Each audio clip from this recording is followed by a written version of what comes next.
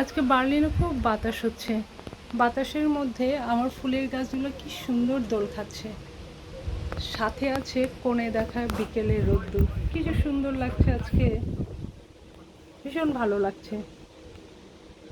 তাই তো এখানে কিছুটা সময় কাটাচ্ছি। ভাবলাম কি আর করি, একটা ভিডিও করি, থেকে যাক একটা স্মৃতি। আসলে এই বাগানটা আমি সবসময় ভিডিও কলে আমার ভাইয়াকে দেখাই, আমার আপুদের সাথে কথা বলি আর দেখাই, আমার খুব ভালো লাগে।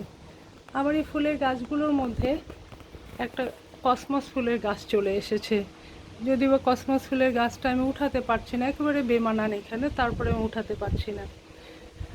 আর এবারে ফুলের গাছগুলোর মধ্যে একটা বিশেষত্ব হচ্ছে, আমি এখানে কিছু থোকা গাঁদা পেয়েছি।